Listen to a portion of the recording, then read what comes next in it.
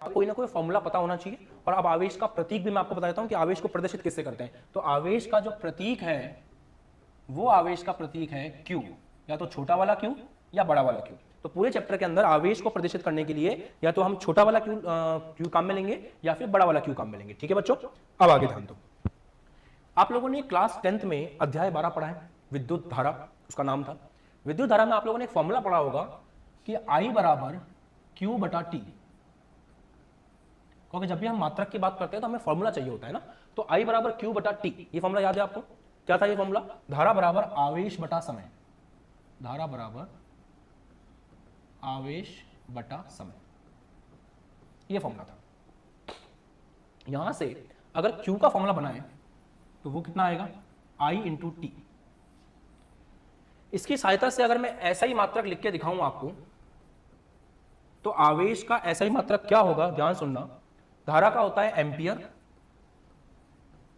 समय का होता है सेकंड, तो एम्पियर इंटू सेकंड जो है वो आपके आवेश का ऐसा ही मात्रक होगा। तो एम्पियर इंटू सेकंड जो है वो आवेश का ऐसा ही मात्रक है, और एम्पियर इंटू सेकंड को जो है अपन लोग कूलाम के नाम से जानते हैं। तो आप ये बात नोट कर लें कमेंट सेक्शन में कि जो ऐसा ही मात्रक है आपके आवेश का वो कूलाम है, इंग्लिश में कूलम लिखते हैं, ये इसकी स्पेलिंग होती है। ठीक है, तो ऐसा ही मात्रक मैंने आपको बता दिया कि ऐसा ही मात्रक आपका है कूलाम। अब अगर ऐसा ही मात्रक पता है तो सीजीएस मात्रक भी आपको पता होना चाहिए। तो सीजीएस मात्रक के बारे में सुनिए। आवेश का सीजीएस मात्रक होता है stat coulomb, stat coulomb. Note करने वाली चीजें हैं, फैक्ट है, इनको आपको याद ही करना पड़ेगा, स्टैट कूलाम। ठीक है, तो आवेश का ऐसा ही मात्रक नोट करें कूलाम, और आवेश का सीजीएस मात्रक है आपका स्टैट कूलाम। इन दोनों के बीच में एक रिलेशन है जो आपको याद रखना पड़ेगा। 1 कूलाम बराबर 3 इंटू 10 की घात 9 स्टैट कूलाम। तो ये आप याद रखेंगे कि 1 कूलाम बराबर 3 इंटू 10⁹ स्टैट कूलाम। आवेश का एक और मात्रक है जिसका नाम है विद्युत चुंबकीय मात्रक, EMU। एक और यूनिट है विद्युत चुंबकीय मात्रक, उसको भी नोट करें, विद्युत चुंबकीय मात्रक। इसके बारे में बात कर लेते हैं। तो विद्युत चुंबकीय मात्रक को EMU कहते हैं। उसका फॉर्मूला कुछ इस तरह का होता है कि 1 कूलाम बराबर 1/10 EMU। हो सकता है न्यूमेरिकल्स वगैरह में आपसे ये पूछे कि EMU में और कूलाम में क्या संबंध है, तो आपको पता होना चाहिए और आपको ये चीज नोट करके रखनी चाहिए कि 1 EMU बराबर 1 कूलाम बराबर जो है वो आपका होता है 1/10 EMU। ठीक है, यहां तक समझ में आ गया। एक मात्रक आपका है फैरेड। अगर आपसे कोई पूछे कि आवेश का सबसे बड़ा मात्रक कौन सा है, तो आवेश का सबसे बड़ा मात्रक है फैरेड। इसकी विजिबिलिटी अच्छी है पेन की? ठीक है, फैरेड। फैरेड को अपन F से प्रदर्शित करते हैं, और 1 farad is equal to 96500 coulomb. Note कर लें इस बात को कि 1 farad is equal to 96500 coulomb, और ये जो है आपका मात्रक है, इसके बारे में आपको अच्छे से पता होना चाहिए। और सबसे बड़े मात्रक के बारे में अगर कोई आप, ठीक है, सबसे बड़े मात्रक के बारे में आपसे कोई पूछे तो सबसे बड़ा मात्रक कौन सा है, तो सबसे बड़ा मात्रक आपका फैरेड ही है आवेश का। तो ये है सबसे बड़ा मात्रक।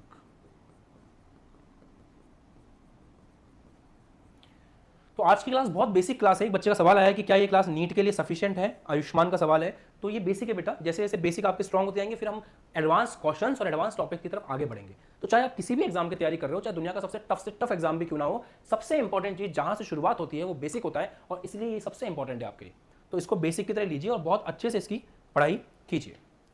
हाँ मुकेश, एप्लीकेशन पर नोट्स अवेलेबल हो जाएंगे, कोई टेंशन की बात नहीं है। आगे बढ़े, अब हम बात करते हैं अन्य मात्रकों के बारे में। ये कॉपी कर लिया सबने? ठीक है, आप सुनो अच्छे ध्यान से।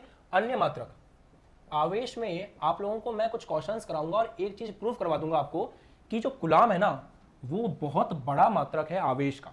कूलाम बहुत बड़ा मात्रक है, तो इसलिए हम क्या करते हैं, कूलाम को कहते हैं माइक्रो कूलाम।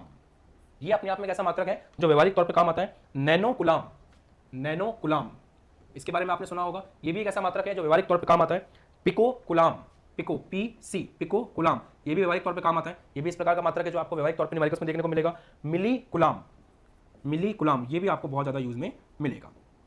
अब ये जो टर्म्स है ना, इनका अपना एक मतलब होता है। माइक्रो का मतलब होता है 10 की घात -6, नैनो का मतलब होता है 10 की घात -9, पिको का मतलब होता है 10 की घात -12, और मिली का मतलब होता है 10 की घात माइनस 3। ये इन शब्दों का मतलब है साइंस के अंदर। कहीं माइक्रो लिखा है, जैसे मान लो कहीं आपको ऐसे लिख के देना कि 1 माइक्रोमीटर, तो वो होगा 10 की घात माइनस 6 मीटर।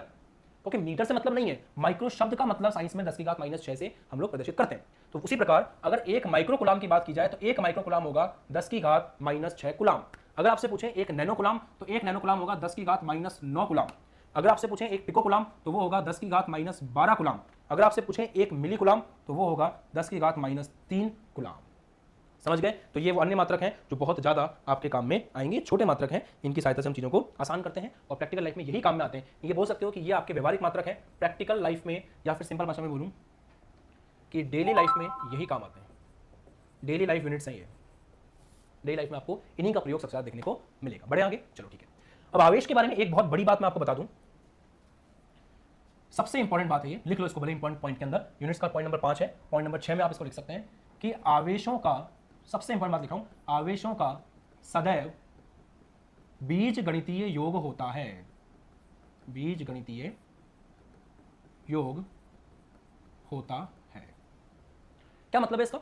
जैसे आप मैथमेटिक्स में नंबरों को नहीं जोड़ते हो कि भाई +3 - 3 बराबर 0, +5 - 2 बराबर +3, जैसे मैथमेटिक्स के अंदर नंबर को जोड़ते हैं ना अपन, साइन के साथ में, चिन्ह के साथ में, बिल्कुल वैसे ही हम लोग आवेशों का भी बीज गणितीय योग करते हैं। मतलब आवेश हमेशा अपने चिन्हों के साथ में जुड़ते हैं। इसको सिंपल भाषा में बोले तो आवेश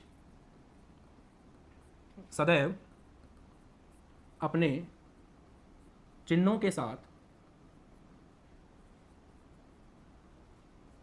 जुड़ते हैं। आवेश सदैव अपने चिन्हों के साथ जुड़ते हैं, ये बात आपको ध्यान रखनी है। इसका एक एग्जांपल मैं आपको देता हूं। जैसे मान लीजिए एक आवेश आपके पास है Q1, जिसका मान है 2 कुलाम, और एक आवेश है आपके पास Q2, जिसका मान है -3 कुलाम। तो जब आप इन आवेशों को जोड़ेंगे Q1 + Q2, तो ये अपने चिन्ह के साथ जुड़ेगा। ये आएगा 2 कुलाम प्लस का, प्लस बीच में रहेगा -3 कुलाम, और जैसे मैथमेटिक्स में नंबर जुड़ते हैं +2 - 3 बराबर -1, ऐसे इसका जो आंसर है वो निकल के आएगा -1 कुलाम। तो ये बात हमेशा ध्यान रखें कि ये चीजें इंपॉर्टेंट है कि बीज गणितीय योग आपको देखने को मिलता है। क्लियर है? यहां तक आगे बढ़े? सबको समझ में आ रहा है? कोई दिक्कत नहीं है? बढ़िया क्लियर हो रहा है सब कुछ? ठीक है, स्क्रीनशॉट लो, आगे बढ़ते हैं। अब एक बहुत इंपॉर्टेंट चीज डिस्कस करेंगे जिसका नाम है आवेश का क्वांटमीकरण। हेडिंग लगाएं, सबसे इंपॉर्टेंट चीज है आज की क्लास की, नंबर 7 है आवेश का क्वांटमीकरण। अच्छे समझ लेना इस टॉपिक को, बहुत इंपॉर्टेंट है, और आज का जो असाइनमेंट है वो भी आपको इसी पे बेस मिलेगा। आवेश का क्वांटमीकरण, आवेश का क्वांटमीकरण, क्वांटाइजेशन ऑफ चार्ज बोलते हैं इसको ना, क्वांटमीकरण, क्वांटाइजेशन।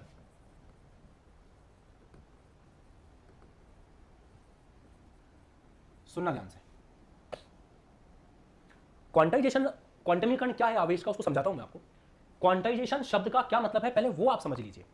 क्वांटाइजेशन शब्द का मतलब है कि आपको फिक्स्ड वैल्यूज मिलेंगी। फिक्स्ड वैल्यूज का क्या मतलब है मैं आपको क्लियर करता हूं। जैसे मान लीजिए आपका मन किया कि आपको मार्केट में जाकर के फोन खरीदना है, ठीक है, तो आपको दुकानदार को जाकर के बोलना पड़ेगा कि मुझे एक फोन चाहिए। मान लीजिए आपको एक फोन नहीं चाहिए, तो उसके बाद अगली काउंटिंग 2 है, आप एक फोन ले सकते हैं या फिर 2 फोन ले सकते हैं, उसके बाद 3, 4, 5, 6। अगर आप किसी भी दुकानदार को जाकर के ये नहीं बोल सकते कि भाई साहब एक काम करो, मुझे 1.5 फोन दे दीजिए, या 1.25 फोन दे दीजिए, या 1.25 फोन दे दीजिए, ऐसा नहीं हो सकता ना। अगर आप फोन की काउंटिंग की बात करें तो वो फिक्स है कि नंबर 1, 2, 3, 4, 5, 6, 7, 8 होगा। आप ऐसा नहीं बोल सकते हो कि भाई साहब मुझे एक काम करो 1.5 फोन दे दीजिए, ये चीज नहीं हो सकती, ये चीज पॉसिबल नहीं है। तो अगर वैल्यूज फिक्स हो, कोई भी रैंडम वैल्यू नहीं हो सकती, 1.5 नहीं हो सकता, 1.4 नहीं हो सकता, 1.3 नहीं हो सकता, 1.2 नहीं हो सकता, 1 के बाद डायरेक्ट 2 आएगा, 2 के बाद डायरेक्ट 3 आएगा, 3 के बाद डायरेक्ट 4 आएगा, तो उस केस को अपन कहते हैं कि वहां पर आप बात कर रहे हो क्वांटाइजेशन की, क्वांटमीकरण की। आवेश के संदर्भ में चीज कैसे मैं समझा दूंगा अभी, बट आप पहले शब्द पे फोकस करें कि क्वांटमीकरण शब्द का मतलब क्या है। ठीक है, ये बात समझ में आती है। जबकि आप रोटी खाने बैठते हो तो रोटी खाने बैठने में आपके पास ऑप्शन है, जरूरी नहीं आपको एक ही रोटी खानी है, आप एक रोटी का एक कण भी खा सकते हो, फिर दूसरा कण, फिर तीसरा कण, आधी रोटी खा सकते हो, पाव रोटी खा सकते हो, सवा रोटी खा सकते हो, 1.5 रोटी खा सकते हो। तो वहां पे क्वांटमीकरण वाली बात नहीं है, आप जितना चाहो उतना हिस्सा धीरे धीरे धीरे धीरे तोड़ तोड़ के खाओ, कोई टेंशन की बात नहीं है। ऐसा नहीं है कि एक के बाद 2 ही है सीधा, एक के बाद 1.5 भी है, एक के बाद सवा भी है, सब कुछ है वहां पर, तो वो क्वांटमीकरण नहीं कहलाएगा। आप फोन लेने गए हो मार्केट में, संख्या बता रहे हो, वो क्वांटमीकरण है। ये बात समझ में आ गई? आगे समझाऊं? ठीक है, आपने एक बात समझ ली कि ये एक वस्तु है, इस वस्तु के अंदर अभी जितने इलेक्ट्रॉन है उतने ही प्रोटॉन है, क्योंकि वस्तु उदासीन है। उदासीन का मतलब क्या होता है? जितने इलेक्ट्रॉन है उतने ही प्रोटॉन है। जैसे सोडियम 11 इलेक्ट्रॉन 11 प्रोटॉन। आपने इस वस्तु को 1 इलेक्ट्रॉन दिया, आप खुद मुझे बताओ, अगर आपने इस वस्तु को 1 इलेक्ट्रॉन दिया तो इस वस्तु के पास कितने इलेक्ट्रॉन एक्स्ट्रा आ गए? 1 इलेक्ट्रॉन एक्स्ट्रा आ गया। इलेक्ट्रॉनों के आने से कौन सा आवेश आता है, नेगेटिव आवेश आता है।